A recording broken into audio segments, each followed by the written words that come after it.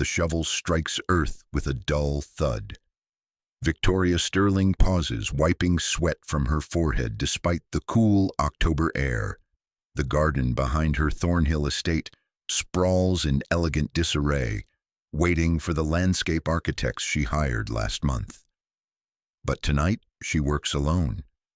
The moon hangs full and bright above the manicured lawn, casting shadows that make the overgrown hedges look like watching figures. Victoria drives the shovel deeper. She needs this. I need physical exertion, needs something to quiet the thoughts that have been circling her mind like vultures since the board meeting this afternoon. Sterling Pharmaceuticals is hers. 23 years of climbing, fighting, proving herself in a world designed to exclude women like her. 23 years of 12-hour days and canceled dinners and relationships that withered from neglect. And today, her own board tried to vote her out. The shovel hits something solid.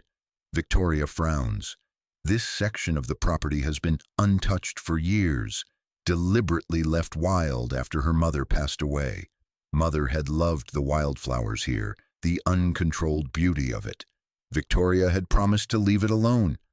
But the landscapers need access to the water main, and the plans require clearing this exact spot. So here she is at 11 at night, too restless to sleep, taking out her frustration on a resistant earth.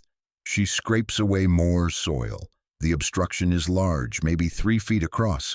A rock, old foundation.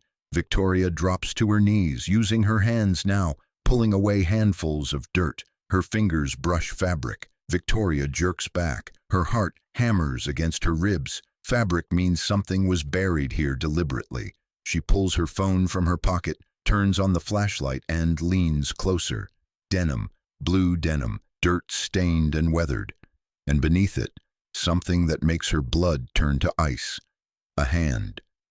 Victoria scrambles backward, a scream catching in her throat. She's calling 911 before conscious thought catches up, fingers shaking so hard she nearly drops the phone. 911, what's your emergency? There's a body in my backyard. I was digging and I found... Victoria's voice cracks. Please send someone. Thornhill Estate, 42 Riverside Drive. Ma'am, are you in danger? No, Victoria stops. The hand. Something about it. She forces herself to look again, training the phone's light on the disturbed earth. The hand twitches. Oh my God, they're alive. Victoria drops the phone and starts digging with her bare hands, tearing at the soil with desperate strength. Hold on, I'm getting you out. She clears the chest next, then the face, and her whole world stops. Marcus Webb, her night janitor, the quiet man who's been cleaning her office building for the past 8 months, the one who always nods politely when they pass in empty hallways, the one whose daughter's drawing hangs on the staff room bulletin board, a crayon family. Portrait labeled me and Daddy. Marcus's eyes flutter open. They're unfocused, terrified. His lips move, but no sound comes out. Don't talk, don't move. Help is coming. Victoria pulls more earth away from his shoulders, his arms. There's a gash on his temple, dried blood caked in his hair. Who did this to you? Marcus tries to speak again. His voice is barely a whisper, raw and broken. Your mother. Victoria freezes. What? But Marcus's eyes roll back. His body goes limp. No, no, no! Victoria presses her fingers to his throat. There's a pulse, weak but present. In the distance, sirens begin to wail. If you're enjoying this story so far, don't forget to hit the like button and subscribe. Drop a comment telling me where in the world you're watching from. I love hearing from you. 2 hours later, Victoria sits in a sterile hospital waiting room, still covered in dirt. The police have asked their questions. The paramedics have taken Marcus away on a stretcher, and Victoria is left with words that make no sense circling her mind. Your mother.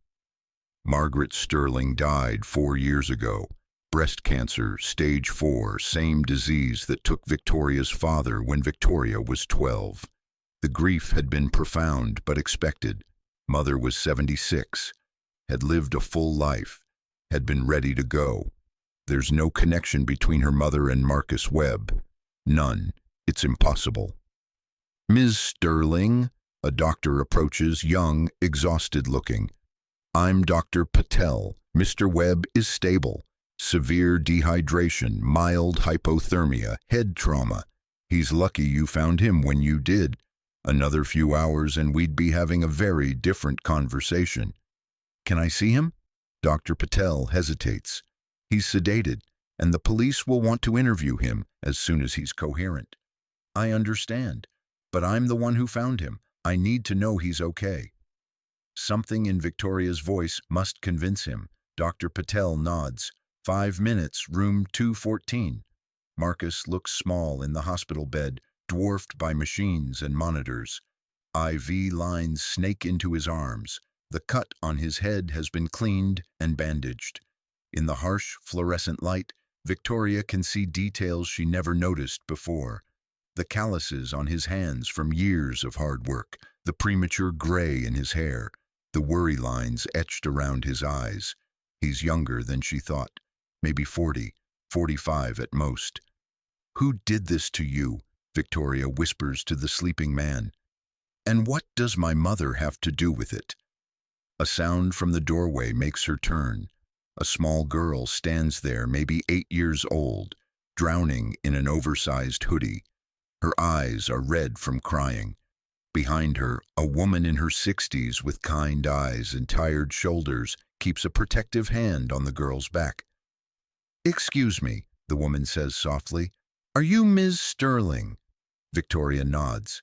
I'm Donna Webb, Marcus's mother, and this is Sophie, his daughter.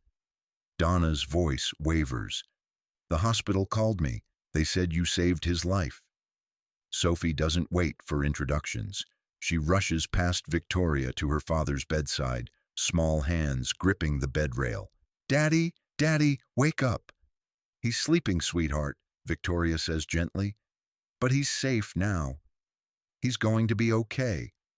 Sophie turns to look at her. The girl's eyes are the same warm brown as her father's, but right now, they're filled with terror. The bad men said they'd hurt him if we told. They said they'd come back. Victoria's blood runs cold. What bad men, Sophie? Sophie. Donna's voice is sharp with warning. We don't talk about that, remember? But Sophie is already crying, pressing her face into her father's. Still hand.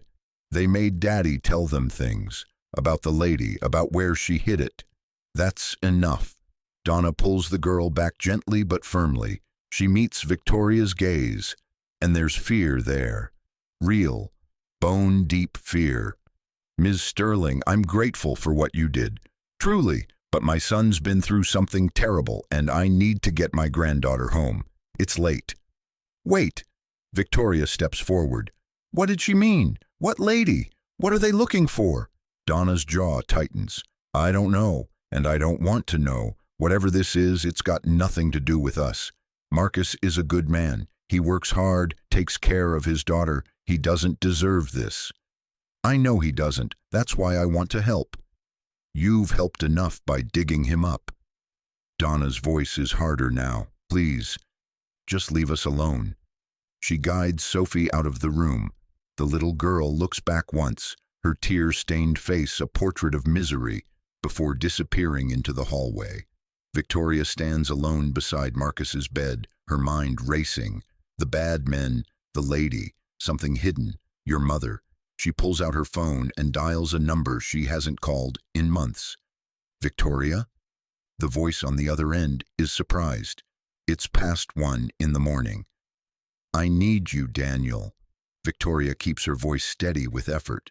Something's happened. Something involving Mother's estate. Can you come to Thornhill Memorial Hospital? Daniel Rivers, her mother's attorney and one of the few people Victoria still trusts, doesn't hesitate. I'm 20 minutes away.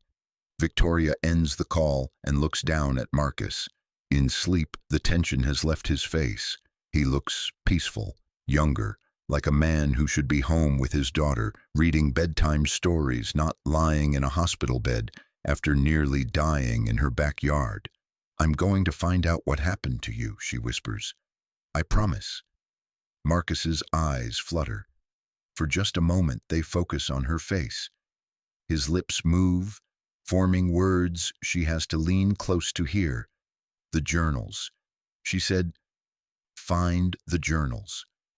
Then he's unconscious again, and Victoria is left with more questions than answers.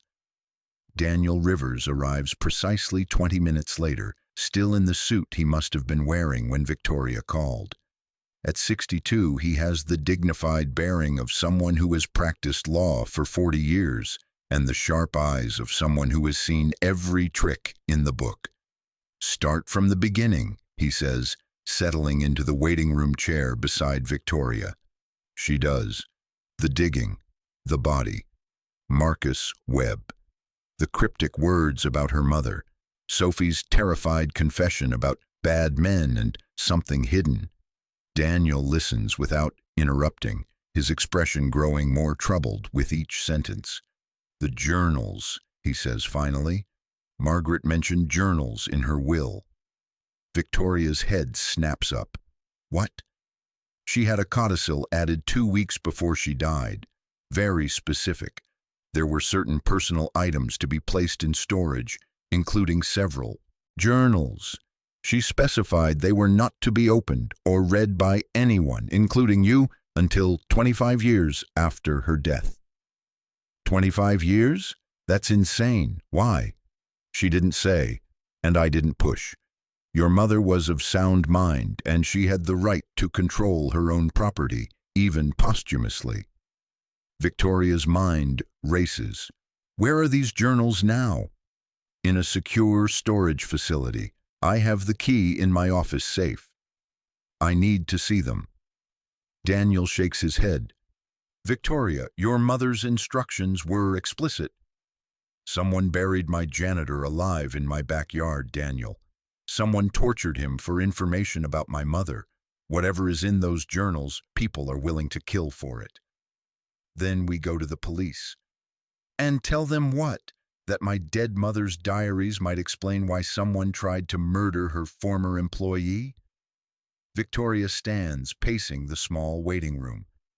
We don't even know if Marcus worked for Mother. We don't know what the connection is. Then we find out. Daniel pulls out his phone. I'm calling Detective Morrison. She handled your mother's estate paperwork. She's trustworthy. Victoria wants to argue, but she knows he's right. Whatever this is, it's too big for her to handle alone. As Daniel makes the call, Victoria returns to Marcus's room. He's still unconscious, but his breathing is steadier now, stronger.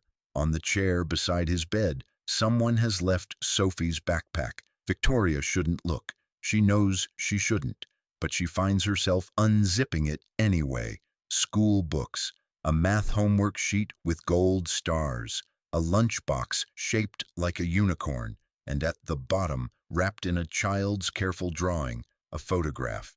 Victoria pulls it out. The drawing shows a man and a little girl holding hands, a sun shining overhead, flowers blooming around them. In crayon letters across the top, me and Daddy forever. But it's the photograph beneath that makes Victoria's hands shake. It shows a much younger Marcus, maybe in his early 20s, standing beside a woman Victoria knows as well as her own reflection. Margaret Sterling, Victoria's mother, there in the garden at Thornhill Estate, the wild section that Victoria was digging in tonight. Both are smiling. Marcus holds a gardening spade.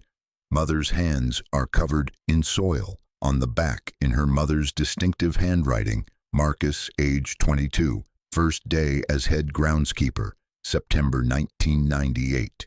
Victoria stares at the photograph, her mind reeling. Marcus Webb wasn't just a janitor. He had worked for her mother 27 years ago, which means whatever happened, whatever secret people are killing to protect, it started long before Victoria ever knew Marcus Webb existed. The door opens behind her. Daniel enters with a woman in her 40s wearing a detective's badge and the exhausted expression of someone pulled from sleep in the middle of the night. "Ms. Sterling, I'm Detective Sarah Morrison. Your attorney says you have information about an attempted murder." Victoria holds up the photograph. "I think," she says slowly, "it's much more complicated than that." Morning light filters through the hospital blinds when Marcus finally opens his eyes. Victoria is there. She's been there all night, sitting in the uncomfortable chair, watching monitors beep their steady rhythm, waiting. His gaze finds her immediately. For a long moment they simply look at each other. CEO and janitor, stranger and savior, two people whose lives intersected in the most impossible way. "You stayed," Marcus says. His voice is rough like gravel tumbling in a barrel. "Where else would I be?" Victoria stands, moving closer to the bed. "How are you feeling?" "Like I was buried alive and dug up by a woman in designer jeans." A ghost of a smile touches his lips. "Thank you for finding me, for not giving up." Victoria pulls the photograph from her pocket and sets it on his bedside table. "You worked for my mother." The smile vanishes. Marcus's eyes close, pain flickering across his face that has nothing to do with his physical injuries. 27 years ago, I was her groundskeeper for 3 years. Why didn't you say anything when you started working at Sterling Pharmaceuticals? Would you have believed me? Marcus opens his eyes again. The CEO's mother's former employee shows up decades later as the night janitor. It sounds like a con, like I was trying to get close to you for some reason. He's right. Victoria would have been suspicious, would have had security investigate him, would have kept her distance. "Tell me what happened," she says quietly. "Tell me everything." Marcus takes a slow breath, gathering his words. 3 nights ago, I was leaving work. Midnight shift. 2 men grabbed me in the parking garage. Professional. They knew what they were doing. His hand drifts to the bandage on his head. "They wanted to know about your mother. About things she told me, things she hid." "What things?" "I don't know. That's what I kept telling them, but they didn't believe me." Marcus's voice drops. "They said I was lying, that Margaret had trusted me, that she must have told me where it was hidden." "Where was it hidden?" "They never said, just kept asking about the gardens, about places we worked together, about the conversations we had." His jaw tightens. "When I still couldn't tell them anything, they decided to bury me. Said they'd leave me there until I was ready to talk. That fear would loosen my tongue." Victoria feels sick. "How long were you down there?" "I don't know. Hours, maybe a day. Time stopped meaning anything." Marcus looks at her directly. "Your mother was a good woman, Miss Sterling. Whatever she was protecting, she had good reasons. Call me Victoria." She sits on the edge of his bed. "And I need you to tell me everything you remember about working for her, no matter how small or insignificant it seems." Before Marcus can respond, Detective Morrison enters with Daniel Rivers. The detective's expression is grim. "Mr. Webb, I need to ask you some questions. And Ms. Sterling, I need you to come with me. We have a problem." The storage facility sits on the outskirts of town, a sprawling complex of identical units protected by gates and security cameras. Daniel leads them to Unit 47, his hands shaking slightly as he fits the key into the lock. "Whatever's in here," Detective Morrison says, "it stays here until we can get a warrant if needed. This is just a preliminary look." The door rolls up with a metallic shriek. Inside, the unit is nearly empty. Just a few boxes, carefully labeled in Margaret Sterling's precise handwriting. Financial records from 1995 to 1998. Personal correspondence, medical files, and in the back corner, a trunk. Old leather, brass fittings green with age. Victoria moves toward it as if pulled by invisible strings. Her hands hover over the latch. "Mother's journals," she whispers. "She kept journals her entire adult life, but I've never seen these." She opens the trunk. Inside are leather-bound notebooks, dozens of them, dated and organized. But these dates are wrong. They start in 1995 and end in 1998, the years Marcus worked for her. Victoria lifts the first journal. The pages are filled with her mother's handwriting, but the content makes no sense. Chemical formulas, test results, names she doesn't recognize. And then she sees it, a name that makes everything stop. Compound 7-7-3, trial results promising. "Marcus helped me move the greenhouse samples to the woods today. He's the only one I can trust."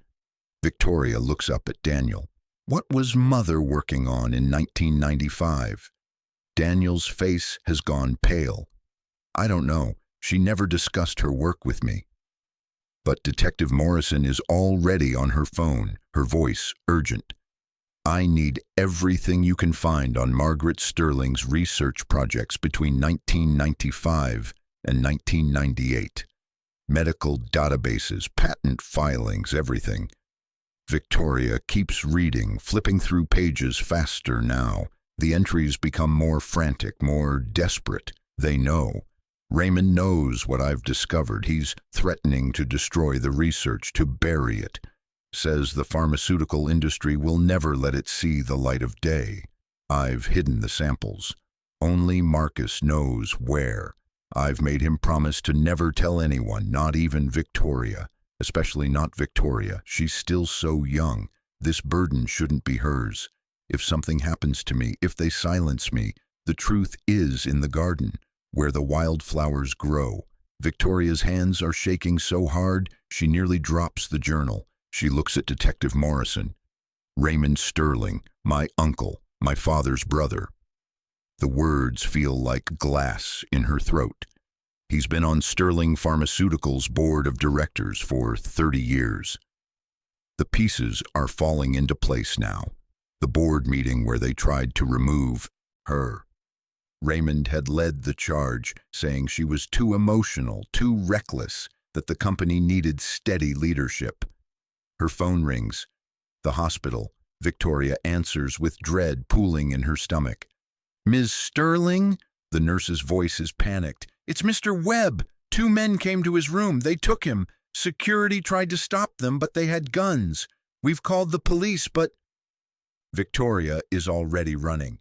If you're hooked on this story, make sure to subscribe and turn on notifications so you never miss an upload. Your support means everything and helps me bring you more emotional stories like this one. The hospital parking garage is chaos. Police cars, their lights flashing, witness statements being taken, security footage being reviewed. Victoria finds Sophie and Donna in a family waiting area, both crying. The moment Sophie sees her, the girl runs over and wraps her arms around Victoria's waist. "They took my daddy again," Sophie sobs. "The bad men came back." Victoria holds the little girl, feeling her small body shake with fear. Over Sophie's head, she meets Donna's eyes. The older woman's face is a mask of terror and rage. "I should never have let you near him," Donna says, her voice breaking. "Whatever your mother was involved in, it's destroyed my son's life. And now they have him again." "I'm going to get him back," Victoria says. The words come out steady, certain, even though inside she's trembling. "I promise you I will bring Marcus home." "How?" Donna demands. "You don't even know who has him." But Victoria does know, or at least she's beginning to understand. Detective Morrison appears, her face grim. "We found the vehicle on traffic cameras. Black SUV, headed north toward the industrial district. But Ms. Sterling, there's something else." She holds out her phone, showing an email that came to the police department 15 minutes ago. "We have Marcus Webb. If you want him alive, Victoria Sterling will bring us what Margaret hid. Midnight tonight. The old Sterling pharmaceutical plant on Harbor Road. Come alone or he dies. Victoria reads it twice. Then she looks at Sophie, still clinging to her, and at Donna, whose eyes hold nothing but accusation and grief. What did your mother hide? Detective Morrison asks quietly. Victoria thinks of the journals, the chemical formulas, the desperate entries about something that had to be protected. A cure, she says slowly. I think Mother discovered something that threatened the pharmaceutical industry, something worth killing for. Daniel appears at her elbow, out of breath from running. Victoria, I just got off the phone with the company's research archives. In 1997, your mother filed a patent for a revolutionary cancer treatment, but the patent was sealed, classified. I need special clearance just to see the details. Raymond sealed it, Victoria says. He's been protecting it all these years, making sure it never sees the light of day. Because if Margaret Sterling's cure worked, if it was as revolutionary as the journals suggested, it would destroy the current cancer treatment industry. Billions of dollars in chemotherapy drugs, radiation treatments, ongoing care, all of it is obsolete. Raymond Sterling sat on the board of 6 different pharmaceutical companies. The treatment her mother discovered would ruin them all. We're setting up a sting, Detective Morrison says. You won't be going alone. Yes, I will. Victoria's voice is steel. They have Marcus because of my family, because my mother trusted him with a secret my uncle wants to keep buried. I'm not risking his life on a police operation that might go wrong. Victoria, Daniel begins. No. She turns to face him. You read the journals, Daniel. You saw what Mother wrote. She was afraid. She knew what she'd discovered could get her killed. And maybe it did. The implication hangs in the air. Margaret Sterling died of cancer 4 years ago. But what if it wasn't natural? What if Raymond had found a way to ensure his sister-in-law's silence became permanent? Sophie tugs on Victoria's sleeve. Are you going to save my daddy? Victoria kneels down, looking into the little girl's frightened eyes. Yes, I promise. He talks about you sometimes, Sophie says. At night, when he thinks I'm asleep. He says you remind him of the nice lady, the one who gave him flowers. Victoria's throat tightens. Your daddy is very brave, Sophie, and he's going to come home. She stands, her mind made up. Detective Morrison, I need 3 hours. Get me everything you have on the old Sterling plant. Floor plans, security systems, everything. And then what? Then I'm going to get Marcus back, and I'm going to expose whatever my family has been hiding for the past 27 years. As she strides toward the exit, Daniel hurries after her. Victoria, wait, you can't do this alone. She stops, turns. I'm not alone. I have you, I have Detective Morrison, and I have the truth. She holds up her mother's journal. Mother left us a map, Daniel. We just need to follow it. To what? Victoria thinks of Marcus, buried alive in her backyard because he'd kept her mother's secrets. Thinks of Sophie, terrified her father won't come home. Thinks of all the people who died while a cure sat hidden, protected by corporate greed. To justice, she says, whatever it takes. The afternoon passes in a blur of preparation. Detective Morrison's team reviews the factory layouts.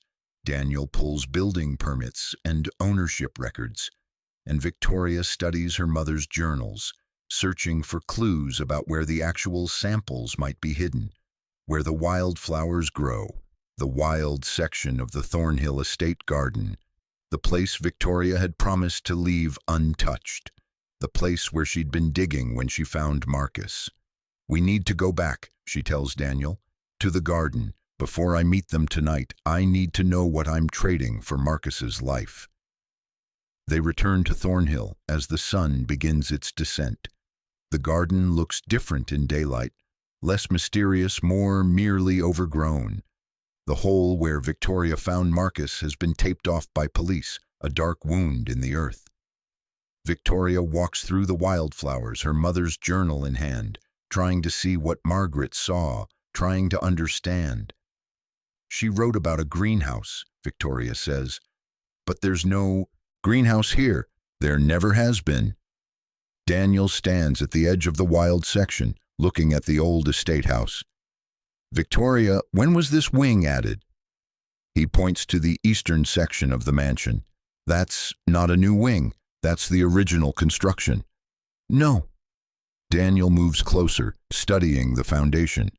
Look at the brickwork. This section is newer, maybe 25 years old. Victoria's breath catches. She opens the journal to a page near the end. The greenhouse is gone, Raymond insisted. Said it was an eyesore, that mother and father would have wanted the house expanded. He supervised the construction himself, watched every moment, but he doesn't know. The samples are safe, deep below, where they can wait until someone brave enough finds them. Victoria looks at the eastern wing, then at the wildflowers growing wild and beautiful where Marcus was buried. The greenhouse used to be here, she whispers, and Mother hid her research underneath it. When Raymond had it demolished and built the wing, he thought he was destroying the evidence. But the samples are still there, under the foundation. How do we get to them? Victoria thinks. The eastern wing houses the estate's wine cellar, a deep basement carved into the bedrock. If Margaret hid something beneath the old greenhouse, the only way to access it now would be through the cellar floor. They enter through the side door, descending the stone steps into the cool darkness. The wine cellar stretches before them, racks of bottles her father collected decades ago gathering dust. At the far end, Victoria sees it, a section of the floor where the stones don't quite match, where the mortar is slightly different. Here, she says, this is it. Daniel helps her move wine racks aside. Beneath, the floor stones are loose. Together they pry them up, revealing a metal box underneath, sealed and wrapped in protective plastic. Victoria lifts it with shaking hands. Inside are vials, dozens of small vials filled with clear liquid, and beneath them, documentation, research papers, test results, proof that Margaret Sterling had developed a targeted cancer treatment that could selectively destroy cancer cells while leaving healthy tissue untouched. A cure that was 97% effective in trials. A cure worth hundreds of billions of dollars. A cure that Raymond Sterling and his associates had buried to protect their investments in traditional treatments. Victoria looks at Daniel, tears streaming down her face. My mother could have saved thousands of lives, tens of thousands, but they stopped her. We'll make this right, Daniel says quietly. Tonight we will make this right. Midnight approaches. Victoria stands outside the old Sterling pharmaceutical plant, her mother's research secure in a bag over her shoulder. Behind her, hidden in shadows, Detective Morrison's tactical team waits. The factory looms like a monument to decay. Sterling Pharmaceuticals moved to a new facility 10 years ago, leaving this building to rot. Broken windows gape like missing teeth. Graffiti sprawls across crumbling brick, the perfect place for a midnight exchange. Victoria's phone buzzes. A text from an unknown number. East entrance. Alone. Now. She walks forward, every nerve screaming at her to run. But Marcus is in there, and she's not leaving without him. The door hangs open. Inside, the factory floor stretches vast and empty, illuminated by industrial lights someone has set up for this meeting. In the center of the space, Marcus sits tied to a chair. Blood runs from a cut on his cheek.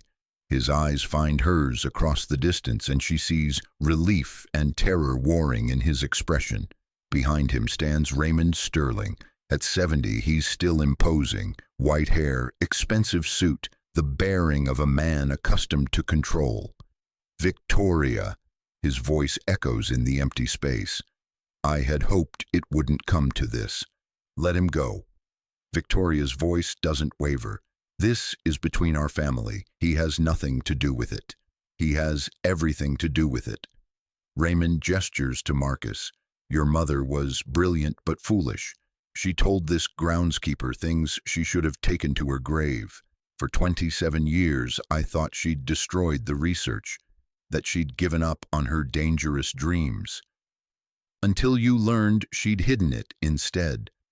Until I learned she'd told him where to find it. Raymond's face hardens. You think you understand, Victoria. You think this is about greed, but it's about stability, about order. Your mother's cure would have destroyed the industry overnight. Thousands of jobs lost, companies bankrupted, economic chaos. And millions of lives saved, Victoria counters. People like my father, people who died while you sat on a cure. Raymond flinches.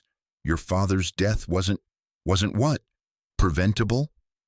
Victoria steps closer. Mother developed this before he got sick. You could have saved him. You chose not to. The silence that follows is deafening. Where is it? Raymond asks quietly. The research, the samples. Give them to me and Marcus goes free. You go free. We forget this ever happened. Victoria pulls the bag from her shoulder. It's here. Everything Mother hid. She holds it up, and for a moment, Raymond's face shows naked longing. The prize he's been hunting for nearly 3 decades, finally within reach. But I need proof Marcus will be released unharmed. Raymond nods to someone in the shadows. A man appears, beginning to untie Marcus's bonds. This is the moment. This is when everything could go wrong. Marcus stands on shaky legs. The man pushes him forward. He stumbles across the factory floor toward Victoria, and she moves to meet him. They reach each other in the middle of the vast, empty space. Marcus's hand finds hers, squeezing tightly. Are you okay? She whispers. Better now. His voice is rough but steady. Victoria, there's something you need to know about your mother. A gunshot cracks through the air. Marcus pushes Victoria down, covering her body with his own as chaos erupts. Police burst through every entrance, lights blazing, voices shouting commands. Raymond's men scatter, but there's nowhere to go. Detective Morrison appears, weapon drawn, moving toward Raymond with swift precision. Raymond Sterling, you're under arrest for kidnapping, attempted murder, and conspiracy to suppress medical research. Raymond stands frozen, watching his world collapse around him. His eyes find Victoria's across the factory floor. Your mother was weak, he says. She cared more about saving people than building an empire. I hope you're not foolish enough to make the same mistake. Victoria stands, Marcus beside her, his hand still gripping hers. No, Uncle Raymond, Mother wasn't weak. She was brave, and so am I. She holds up the research. This cure becomes public tomorrow. I'm giving it to the world, for free. Raymond's face contorts with rage, but the police are already leading him away. The other men surrender, and slowly the factory falls quiet. Marcus turns to Victoria. In the harsh light, she can see every line of exhaustion on his face, every sign of what he's endured. But his eyes are clear, grateful, alive. Thank you, he says quietly, for keeping your promise. Thank you, Victoria responds, for keeping my mother's secret all these years, even when it nearly killed you. They stand together in the factory where Sterling Pharmaceuticals began, where her grandfather first built his dreams. And Victoria realizes that sometimes empires need to fall so something better can grow in their place. 3 days after Raymond Sterling's arrest, Victoria sits in her mother's study at Thornhill Estate. The room has remained untouched since Margaret's death, preserved like a museum to a woman Victoria is only now beginning to understand. Marcus sits across from her, Sophie curled up asleep on the leather sofa nearby. The little girl refused to let her father out of her sight since he came home from the hospital. Victoria doesn't blame her. "There's something I need to tell you," Marcus says quietly, "about your mother and me. The truth I've been carrying all these years." Victoria sets down the journal she's been reading. "I'm listening." Marcus takes a deep breath. His fingers trace the rim of his coffee cup, a nervous gesture that reminds Victoria he's not accustomed to sitting in rooms like this, speaking as an equal rather than as an employee. "I wasn't just your mother's groundskeeper," he begins. "I was her research assistant. She hired me when I was 22, fresh out of college with a biology degree, but no prospects. I couldn't afford graduate school, and my mother was sick. I needed work, any work." He looks up, meeting her eyes. "Your mother saw something in me. She asked if I'd be willing to do more than tend gardens. Said she needed someone she could trust, someone outside the pharmaceutical company's influence, someone who wouldn't be corrupted by money or ambition." Victoria listens, pieces clicking into place.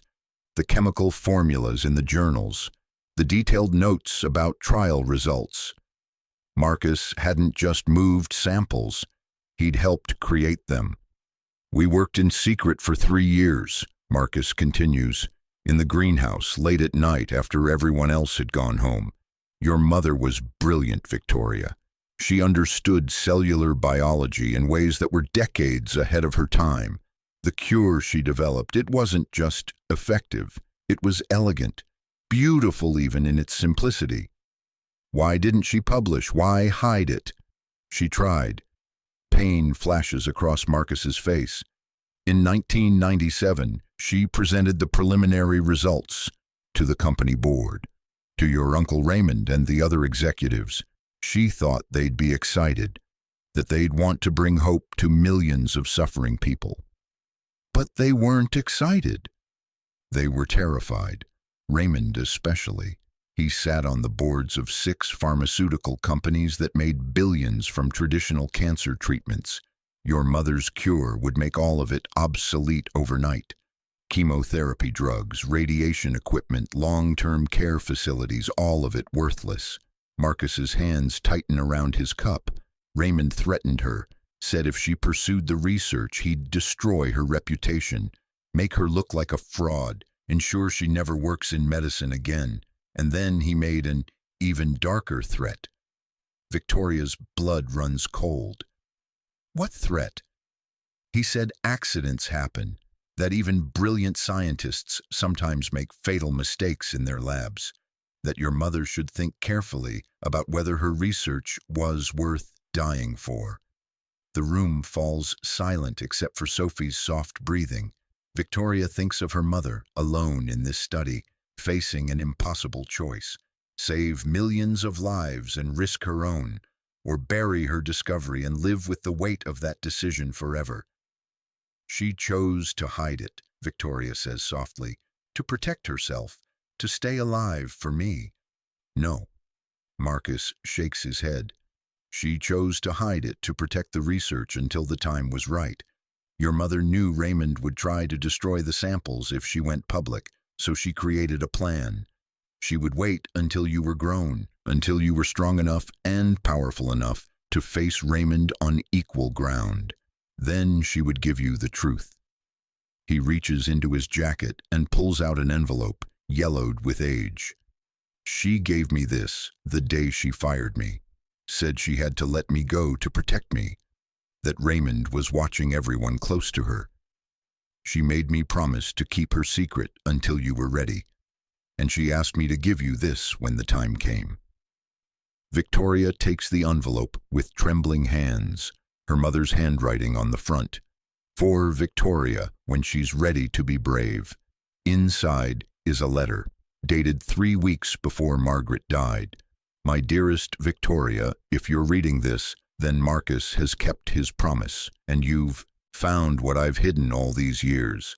I'm sorry I couldn't be braver in life. I'm sorry I let fear silence me when I should have screamed the truth from every rooftop.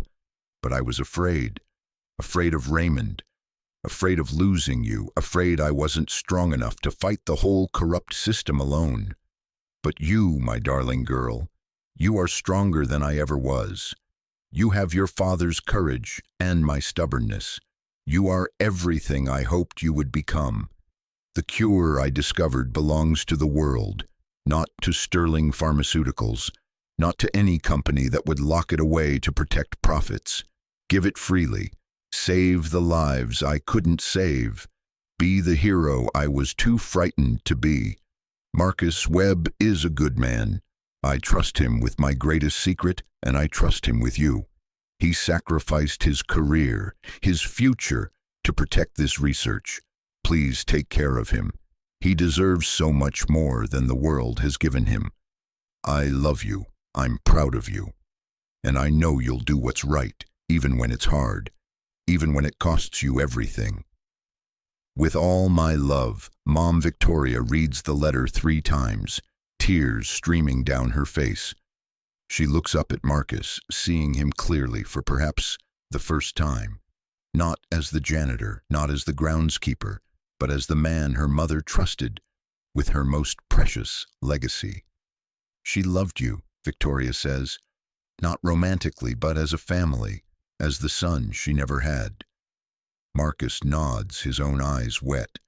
She was like a mother to me, the mother I needed after mine passed away.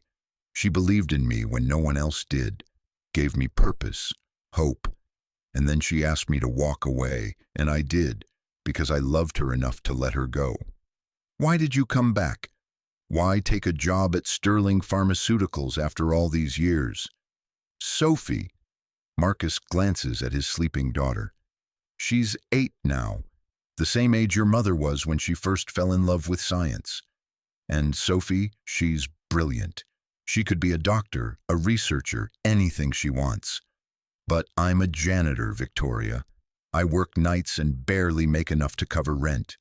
How am I supposed to give her the opportunities she deserves? He meets Victoria's gaze directly. I took the job at your company hoping maybe, someday, I'd find a chance to tell you the truth, to give you your mother's research, to fulfill the promise I made, and maybe, selfishly, hoping you'd help me give Sophie a better future.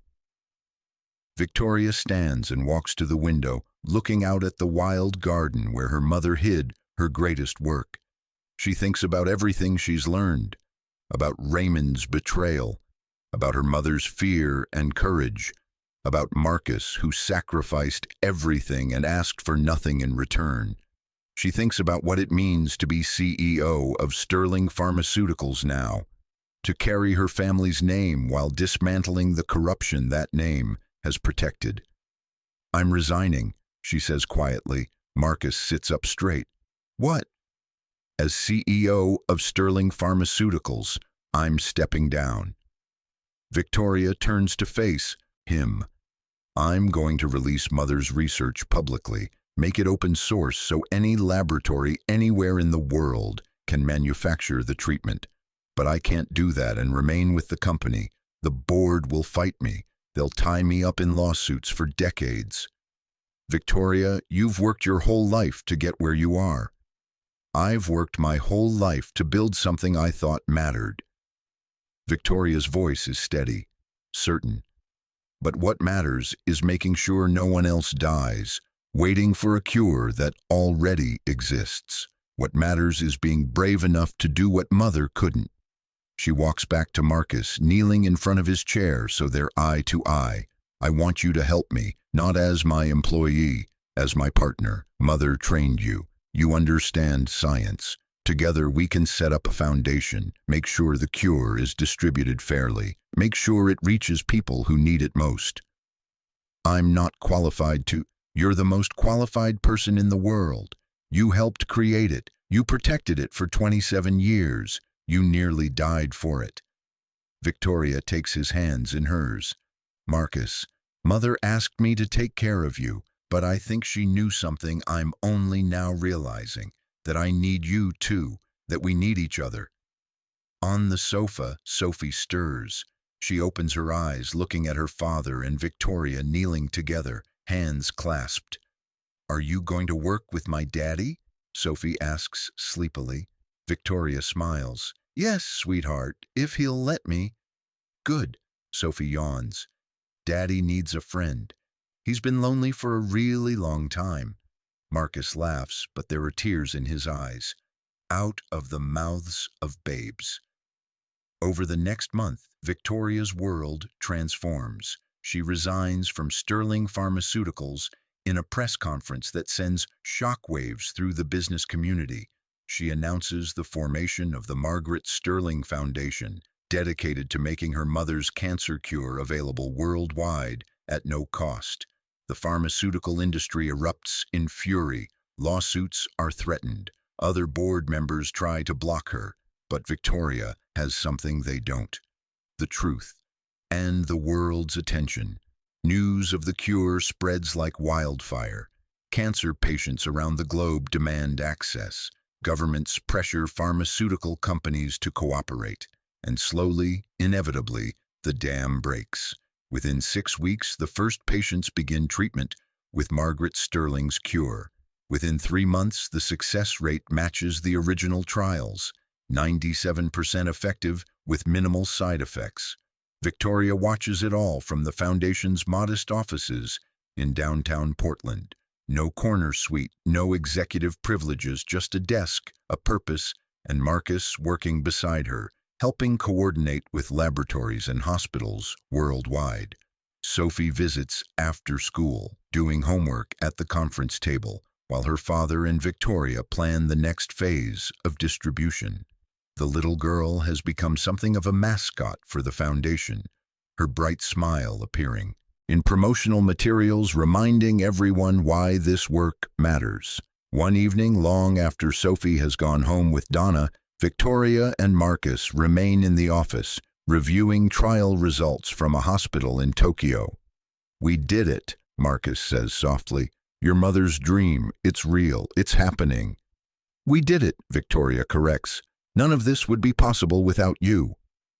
They're sitting close together, shoulders nearly touching, as they lean over the laptop. Victoria realizes she's become accustomed to Marcus's presence.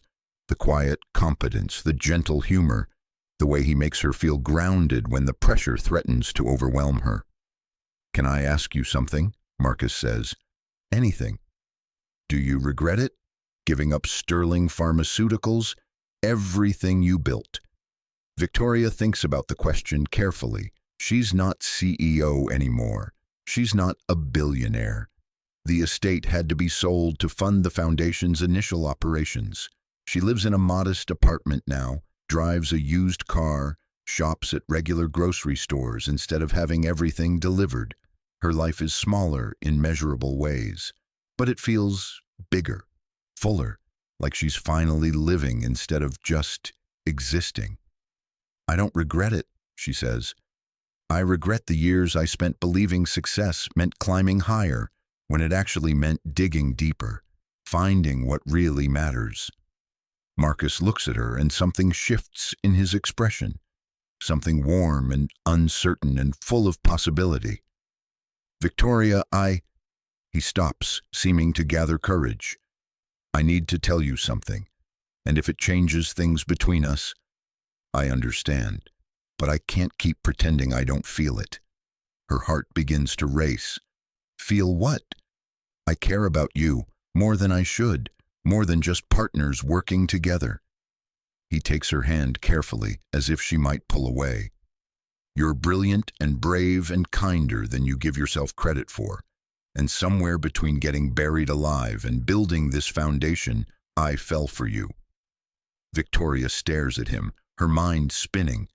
She thinks about the rules she's lived by her whole life, the walls she built around her heart, the belief that love was a luxury she couldn't afford. And then she thinks about her mother's letter, about being brave enough to do what's right even when it costs everything. "I feel it too," she whispers. "I've been feeling it for weeks. I just didn't know if I was allowed to." "Allowed to?" "You work with me. There's a power dynamic. I don't want you to think I expect anything because of our partnership." Marcus laughs, a genuine sound of relief and joy. "Victoria, you gave away a fortune to do the right thing. You're living in a place a tenth the size of your old home. You shop for your own groceries and drive a 10-year-old car. I don't think power dynamics are really the issue anymore." He's right. They're equals now in ways they never could have been before. Not CEO and janitor, not employer and employee. Just two people trying to do good work in the world. Two people who found each other in the most impossible circumstances. Victoria leans forward and kisses him.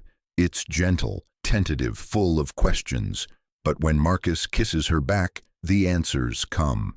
This is right. This is real. This is what her mother wanted for her all along. When they pull apart, both are smiling. "So," Marcus says, his forehead resting against hers, "what now?" "Now we keep working, keep saving lives, keep being brave." Victoria takes his hand again. "And maybe we see where this goes. You, me, and Sophie, if she approves." "Oh, she already approved. She's been planning our wedding for 3 weeks." Victoria laughs, genuinely laughs, for the first time in longer than she can remember. "I should have known." They sit together in the quiet office, the city lights glowing beyond the windows, and Victoria realizes this is what happiness feels like. Not champagne in penthouses or applause from shareholders. Just this. Meaningful work, honest connection, and the simple knowledge that tomorrow they'll wake up and do it all again, together. 6 months later, the foundation is thriving. Margaret Sterling's cure is now available in 47 countries. Cancer survival rates are climbing. Families are being reunited. Lives are being saved. Victoria stands in the wild garden at Thornhill Estate. The property sold months ago, but the new owners graciously allowed her to return one last time for a small ceremony. Beside her, Marcus holds Sophie's hand. The little girl has grown taller, more confident. She's taking advanced science classes now, already talking about following in Margaret Sterling's footsteps. Daniel Rivers is there, loyal as ever, though he spends less time on legal battles and more time helping the foundation navigate international regulations. Detective Morrison attends too, having become a friend rather than just an investigator, and Donna Webb stands with them. Her initial hostility transformed into cautious acceptance, then genuine affection. Victoria has proven herself not through wealth or status, but through consistent presence and care for her son and granddaughter. They gather around a newly placed memorial stone in the garden, a simple granite marker that reads, "Margaret Sterling, scientist, dreamer, mother who chose courage over fear. Her legacy lives on." "Mom would have loved this," Victoria says softly, "not the memorial, the knowledge that her work is saving people, that we didn't let fear win." Marcus squeezes her hand. In 3 weeks, they're getting married. Nothing fancy, just family and friends in this same garden, surrounded by wildflowers and memories. Sophie has already planned every detail, including the menu and the music. She insists on being the flower girl and the maid of honor, refusing to choose between the two roles. "I have something for you," Marcus says. He pulls out a small velvet box. Victoria opens it. Inside is a ring, simple and elegant, but it's not a typical engagement ring. "It was Margaret's," Marcus explains. "She gave it to me the day she fired me, said someday I'd know who should have it, that I'd recognize the person brave enough to finish what she started. The ring fits perfectly." Victoria looks at it through tears, then at Marcus, then at Sophie grinning beside him. "Thank you," she whispers, "for keeping faith, for protecting her secret, for being exactly who you are." "Thank you," Marcus replies, "for being brave enough to change everything."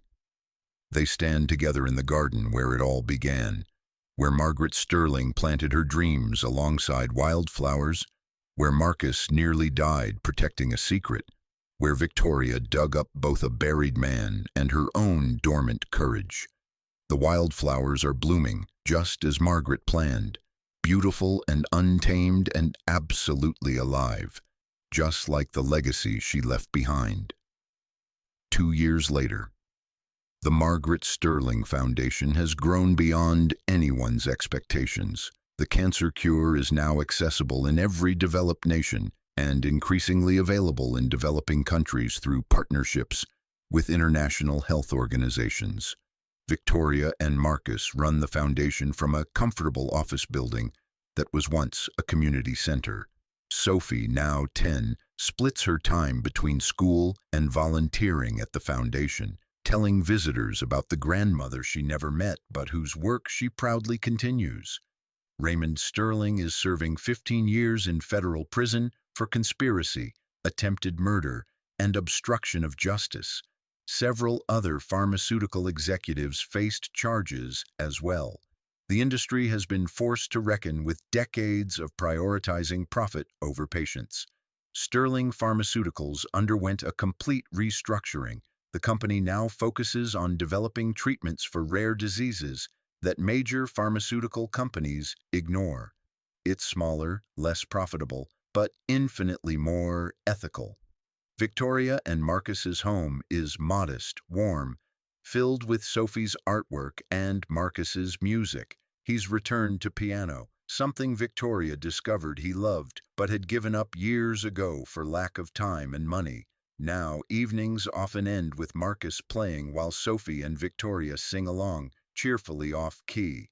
On Sunday mornings, they visit the memorial stone in what used to be Thornhill Estate. The new owners have maintained the wild garden, respecting its significance. Victoria brings fresh wildflowers, Marcus brings updates on the foundation's latest achievements, and Sophie brings her latest science project to show the grandmother she knows through stories and legacy. "Do you think she'd be proud?" Sophie asks one morning, looking at Margaret's memorial stone. Victoria kneels beside her stepdaughter, this bright, brilliant girl who reminds her so much of the woman memorialized here. "I think she'd be amazed by you, sweetheart, by the life you're going to live, the discoveries you're going to make, the people you're going to help." "Because of what?" she started. "Because of what she taught us. That courage matters more than comfort, that some secrets are meant to be shouted from rooftops, that doing the right thing always costs something, but silence costs more." Sophie considers this with the seriousness of someone much older. Then she smiles, that brilliant, unguarded smile that still has the power to melt Victoria's heart. "I'm going to cure another disease," Sophie announces. "Something just as important, and I'm going to give it away for free, too, just like Grandma Margaret." Marcus ruffles his daughter's hair. "I believe you will." They walk back to the car together, a family formed not by blood or circumstance, but by choice and courage, and the belief that love means showing up, even when it's hard, especially when it's hard. Victoria takes one last look at the wild garden, at the flowers blooming fierce and free, and thinks about the night she dug into this earth not knowing what she would find. She found a man buried alive, but she also found purpose, redemption, a chance to be brave like her mother never could be, and love in the most unexpected place. She found everything that matters. As they drive away, Sophie chattering about her science project, and Marcus humming softly, Victoria realizes something profound. She isn't the CEO of a pharmaceutical empire anymore. She doesn't have wealth or power or status, but she has everything. She has a family who chose her, work that saves lives. A mother's legacy is finally fulfilled, and the quiet knowledge that when her own time comes, she'll leave the world better than she found it. Just like Margaret Sterling intended all along, the wildflowers continue blooming season after season in the garden where courage was planted and secrets were buried and love grew in the most impossible soil. And they still bloom. Thank you so much for watching until the end. If you loved this story, check out the other videos on your screen now. I think you'll really enjoy them. And don't forget to subscribe if you haven't already. See you in the next story.